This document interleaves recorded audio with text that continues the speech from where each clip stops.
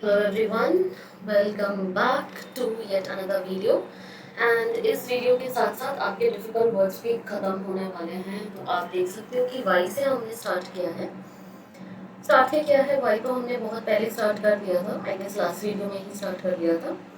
So we gonna end this with Z and that would be it. ठीक है, तो अभी तक के आपके जितने भी डिफिकल्ट वर्ड्स कवर हुए हैं वो सारे के सारे इंपॉर्टेंट है with respect to your entrance exams, any kind of entrance exam that you take.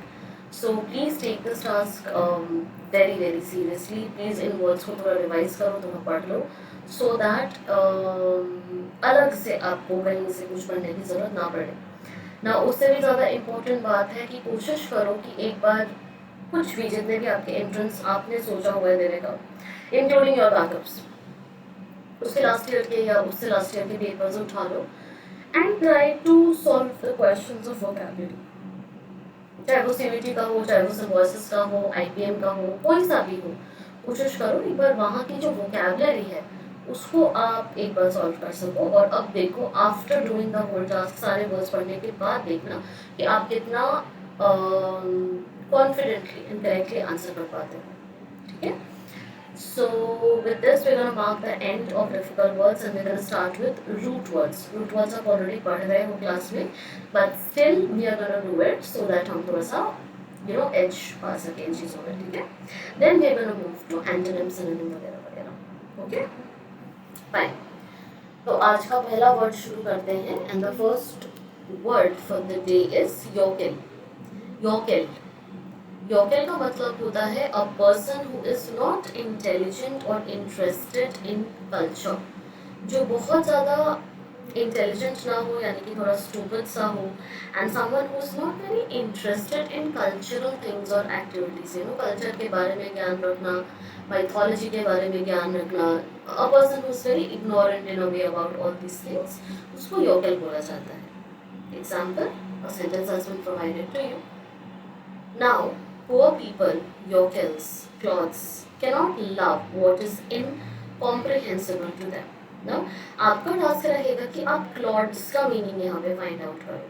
Comprehensible आपको पता होगा, इनकेस अगर नहीं पता है तो उसका भी मीनिंग आप फाइंड आउट करोगे। अगला word we have is yonder। yonder yonder का मतलब होता है distant but within sight. दूर हो कोई चीज लेकिन अपने साइट में हो, मतलब आप देख पा रहे हो, आपके विजन लिमिट के अंदर अंदर हो, उसको yonder कहा जाता है।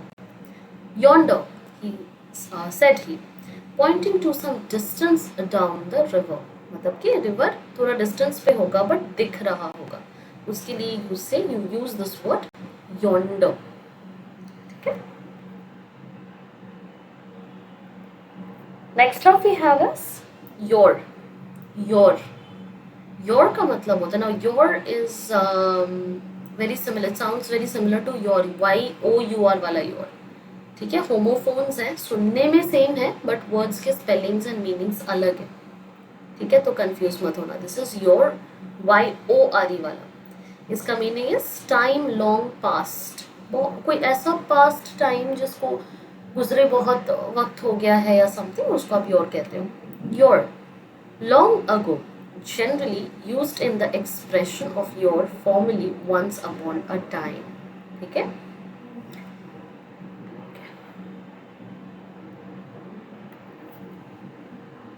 yoke। yoke again this is a homophone for yoke, YOLK, egg वाला योग। ठीक है, दोनों सुनने में बिल्कुल सेम होंगे, दोनों के प्रोनाउंसिएशन बिल्कुल सिमिलर है, लेकिन दोनों के मीनिंग, स्पेलिंग, यूसेज सब कुछ डिफरेंट है। ठीक है, योग का मीनिंग होता है बिकम जॉइंट और लिंक्ड टुगेदर। बिकम जॉइंट और linked together. The reason was that it had been found unwise and unwholesome to mix up or yoke together believers and unbelievers। ठीक है, लिंक करना या ज्वाइन करना believers को not believers से थोड़ा difficult है, that's what it wants to से।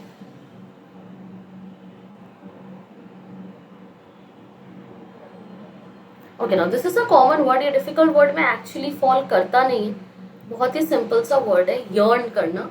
यानी किसी चीज़ के लिए लॉन्ग करना, किसी इंसान के लिए लॉन्ग करना, उसको यर्न करना कहते हैं।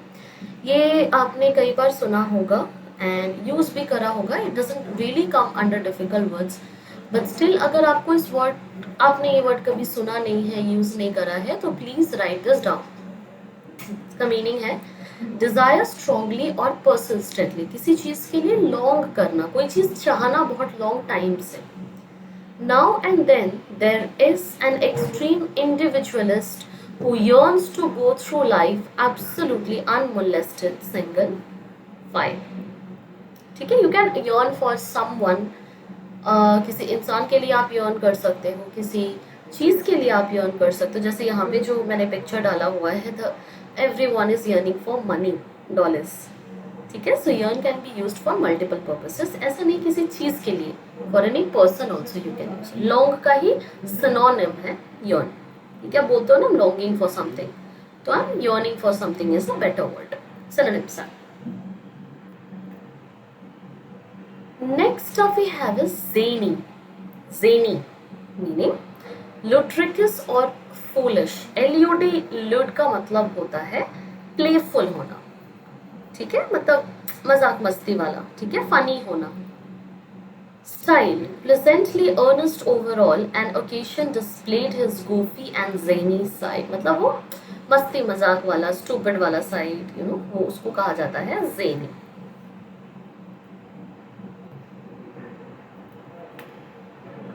ओके, अब next, this is an interesting picture, इससे भी आप कुछ क्लू ले सकते हो कि इस वर्ड का क्या ही मीनिंग होगा। I did have many pictures to add, but I found this one to be very funny. Zealot, zealot, इसका मीनिंग होता है a fervent and even militant proponent of something, ठीक है, मतलब ready to fight, ठीक है, कोई अपोज करना या किसी चीज़ के लिए फाइट करना or something. Finally, having conquered his irritable bowel syndrome, he worked out like a zealot all winter, adding about 17 pounds of solid muscle, ठीक है, मतलब कि हाँ यार, you working like a militant, you know, opposing something, कि हाँ भाई मैं तो करके रहूँगा types. So this is zealot. Then the next word you have is zenith. Zenith. अब ये वर्ड भी आपने कई बार सुन रखा होगा। It's not a very difficult word, difficult नहीं है। हाँ, कुछ लोगों ने इस वर्ड को कभी सुना नहीं होगा, उनके लिए ये डिफिकल्ट हो सकता है, but otherwise it's a very common word. इसको बोला जाता है the highest point of something, किसी भी चीज़ के हाईएस्ट पॉइंट को जेनिथ बोला जाता है। That can be a mountain, that can be any kind of area, anything जिसका सबसे टॉप मोस्ट पॉइंट की अगर आप बात कर रहे हो तो उसको जेनिथ कहते हो। Like if you say that you want to be at the zenith of your career, which means you want to be at the highest point और highest peak of your career, okay? Zenith, the point in the celestial sphere directly overhead, okay?